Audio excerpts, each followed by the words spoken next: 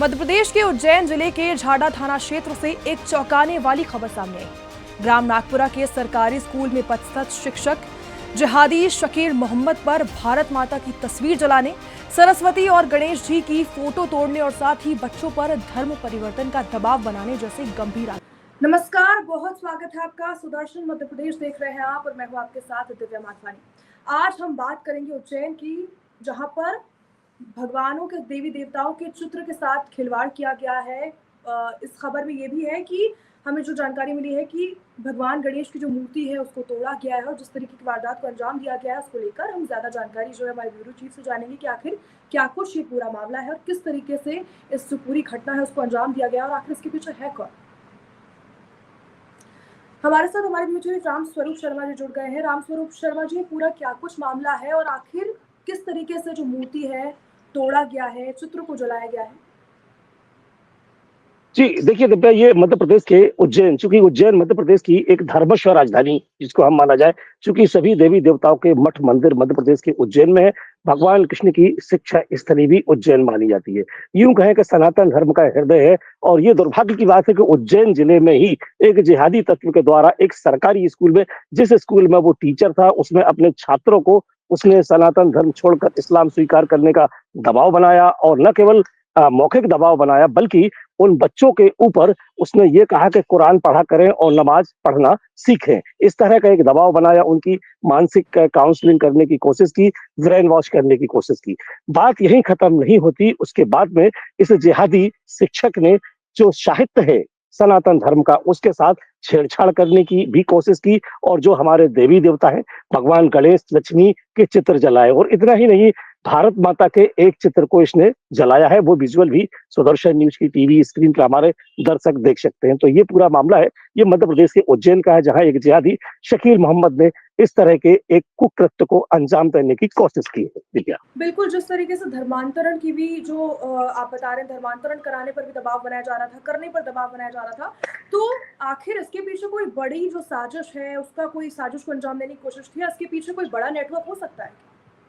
देखिए, इस संभावना से इनकार नहीं किया जा सकता, क्योंकि हम बात चाहे उत्तर प्रदेश के छांगोर बाबा की करें या मध्य प्रदेश के और दूसरे मामलों की करें। कल हमने जो खबर सुदर्शन न्यूज के नेशनल प्लेटफॉर्म पर दिखाई थी, वो मध्य प्रदेश के जबलपुर से थी, जहां एक जिम ट्रेनर बच्चियों को और लड़कियों को गलत तरीके से टच करता था और उन्हें भी कन्वर्जन कराने की कोशिश करता था। ऐसा ही मामला पिछले दिनों मध्य प्रदेश के इंदौर से आया था। तो जो उज्जैन में जो घटना हमारे सामने आई, उज्जैन से जो मामला आया है, इस संभावना से भी इनकार नहीं किया जा सकता कि इसके पीछे एक जिहादियों की सोची समझी रणनीति हो सकती है।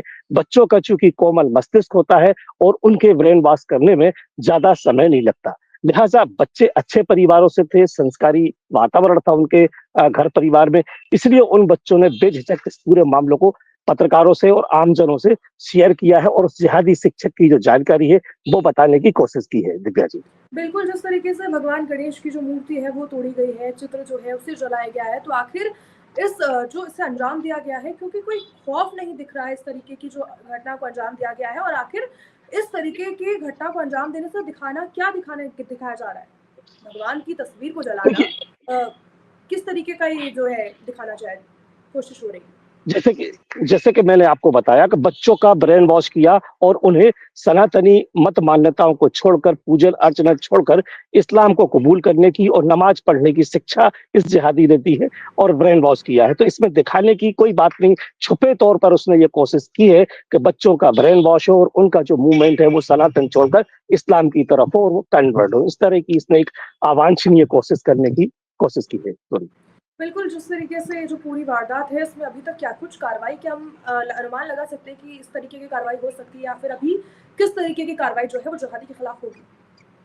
बिल्कुल, देखिए दिव्या, इस पूरे मामले को लेकर जिस तरह से बच्चों ने कैमरे पे भी बताया है और इन्हीं बच्चों ने जब अपने परिवारों को और हिंदू संगठनों को इसकी जानकारी दी, उसके बाद में ये पूरा जो मामला है वो उज्जैन के झारला थाने का है। ये मामला झारला थाने में दर्ज किया गया है। धर्म स्वतंत्रता अधिनियम और धर्मांतरण कराने जैसे मुद्दे और मामलों को लेकर पुलिस ने इस पूरे मामले पे एफआईआर दर्ज की है और इस घटना से जुड़े हुए अन्य पहलुओं और मामलों का कहाँ-कहाँ कनेक्शन हो सकता है, कौन-कौन इसमें और मुलव्विस और शामिल हो सकते हैं, पुलिस ऐसे कई सारे बिंदुओं पर जांच करेगी। ठीक है।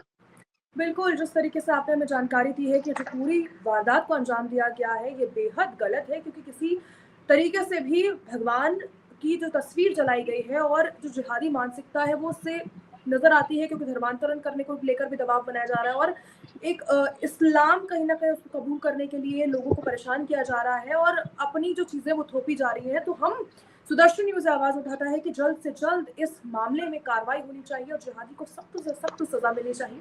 और आपने जो तमाम थैंक जानकारी यू। दी है उसको लेकर लोगों को पता चलेगा कि आखिर किस तरीके से भगवान की जो मूर्ति है उसको तोड़ा गया है और आखिर किस तरीके का जो मामला है उसमें क्या कुछ कार्रवाई रही। आप इस पर अपडेट बनाए रखिए ताकि हम आगे भी अपने दर्शकों को इस खबर के बारे में बताते रहें। धन्यवाद। Thank you. करिए।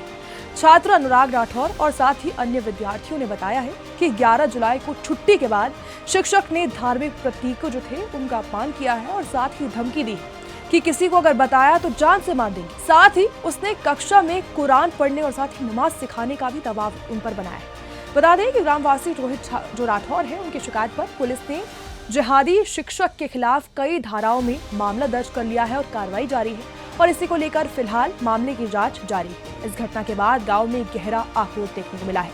लोगों का कहना है कि स्कूल बच्चों की शिक्षा का संस्थान, ना किसी एजेंडे का ये अड्डा है। अब सवाल ये उठता है कि आखिर एक शिक्षक को इतना हक किसने दिया कि वो बच्चों की आस्था से खिलवाड़ कर सके और उनकी सोच के साथ ये खिलवाड़ करे। लोग मांग कर रहे हैं कि आरोपी जो जिहादी है उसके खिलाफ जल्द से जल्द बड़ी कार्रवाई होनी चाहिए और स्कूल जैसे पवित्र स्थानों पर इस तरीके की जो सोच है उससे बचा जाना चाहिए।